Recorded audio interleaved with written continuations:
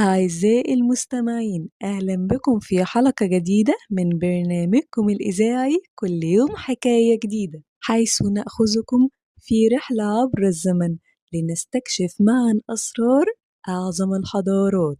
وحكايتنا النهاردة عن واحدة من أشهر ملكات مصر القديمة، وهي الملكة نفرتيتي، وتمثالها الأسطوري الذي أسر العيون حول العالم. يعد تمثال نفرتيتي واحدا من أشهر القطع الأثرية في تاريخ مصر القديمة، وهو تمثال نصفي ملون مصنوع من الحجر الجيري، عمره أكثر من 3300 عام. نحت هذا العمل المدهش على يد النحات المصري تحتمس سنة 1345 قبل الميلاد، ليجسد جمال الملكة نفرتيتي زوجة الفرعون إخناتون. وقد أسهم التمثال في جعل نفرتيتي رمزا عالميا للجمال الأنثوي.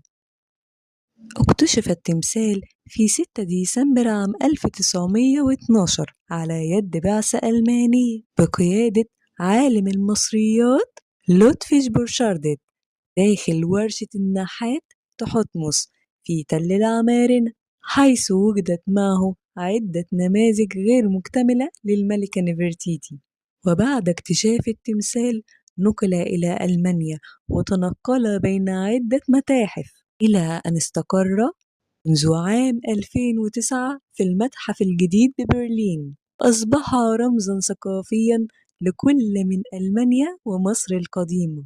أثار التمثال جدلا واسعا بين مصر وألمانيا بسبب مطالبة مصر باستعادة القطع الأثرية التي خرجت بطرق غير عادلة. وتكشف وثائق تاريخية أن بورشاردت قدم صورة سيئة للتمثال، وادعى إنه مصنوع من الجبس أثناء تقسيم الآثار عام 1913، مما ساعد في انتقاله إلى ألمانيا.